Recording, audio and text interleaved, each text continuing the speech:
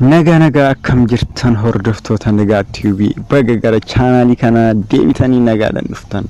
Chaanaalii kana irratti barumsa ingliiffa afaan oromootiin akkasumas barumsa afaan oromoo afaan ingiliffaatiin English in afaan oromoo or afaan oromoo in English kan jedhu ni argattu jechuudha. Kanaafuu afaan amaariffaatis baruu ni dandeessanii. Chaanaaliin kun chaanaalii afaaniiti jechuudha. Kanaafuu subscribe gochuu hin irraanfatinaa. Yeroo boodammoo dandeettii dhaga'uu keessanii kan isiniif guddisu afaan dhaga'uu keessanii kan isiniin guddisu viidiyoowwan garagaraa isiniif qopheessina jechuudha. Nooliin turuu keessan hin irraanfatinaa. Yaada keessan ni barbaanna. Viidiyoon keenya akkamii kan jedhu kanaafuu isas nu barreessuu hin irraanfatinaa. Warri subscribe hin godhin please subscribe godha. Amma gara viidiyoo keenya dabarra. Amma kan barannu maalinni har'a nyaata akkamitti reestooraantiiwwan yookaan mana nyaataa keessatti ajajanna afaan oromootiin fi afaan ingiliffaatiin kan jedhu ilaalla jechuudha. Ordering food at the restaurant kan jedhu ilaalla jechuudha. Tokkoffaa verbiiwwan yookaan maqaawwanis ta'uu danda'a. Isaan kan nu fayyadan asirratti ilaalla jechuudha. Mana nyaataa, restaurant, mana nyaataa, restaurant jenneetoo bakka buusuu dandeenya jechuudha. Inni biraa immoo buddeena, maaliifii buddeena ajajachuu waan dandeenyuuf afaan oromootiin amma buddeena injera jedhamee beekama.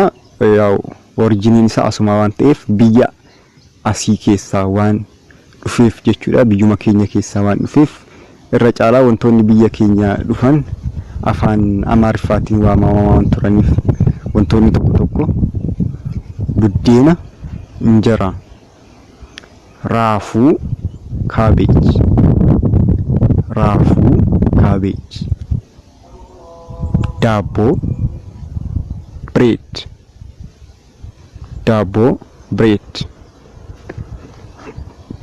daaboo bread, shiroo kunillee biyyuma keenya keessaa waan dhufeef shiroodhuma jedhama jechuudha. Shiroo bishaan ifama sagaleen yookaan badu ta'e jechuudha. Bishaan water, lallaafaa soda, biiraa beer,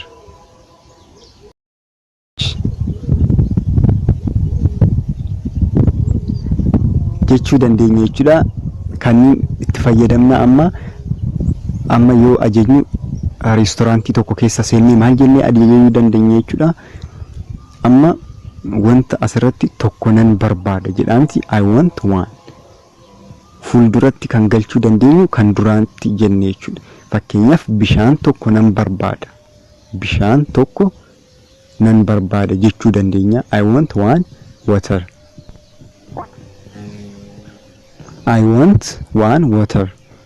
jechuu dandeenya jechuudha. Fuuldura kanarratti galchina jechuudha. Buddeena tokko nan barbaada, daabboo tokko nan barbaada yoo jechuu barbaanne jechuudha. Asirratti galchuu ni dandeenya. I want one bunas yoo ta'e fakkeenyaaf I want one coffee, buna tokko nan barbaada jennee jechuudha. Kan gubbaa kanarratti amma asirratti yoo dhaqne immoo kan lammaffaa asirratti bishaan tokko argachuu nan danda'a.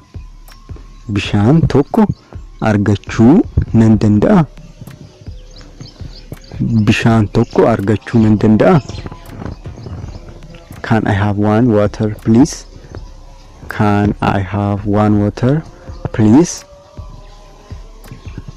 Jennee jechuudha. Inni biraa immoo akkamiin gaafachuu dandeessan jechuudha. Do you have water? Do you have beer? Do you have bread? Do you have cabbage? Kanneen hunda akkanatti do you have jettanii gaafachuu ni dandeessan jechuudha. Inni biraa immoo afaan oromootiin gaafachuu yoo barbaadan warri afaan ingiliffaa dubbachaa dhagaa jirtan jechuudha. Do you have water yoo jechuu barbaadan bishaan ni qabdaa? Do you have beer? Biiraa ni qabdaa? Wanta barbaadan dursitaniit achi ni qabdaa kan jedhamu kana itti dabaltan jechuudha. Daabboo ni qabdaa? Raafuu ni qabdaa? Do you have cabbage? Do you have bread? Bishaan ni qabdaa? Biiraa ni qabdaa? Daabboo ni qabdaa? Raafuu ni qabdaa jechuu dandeessan jechuudha. Okay, inni biraammoo dhiifama daabboo naaf kennuu ni dandeessaa?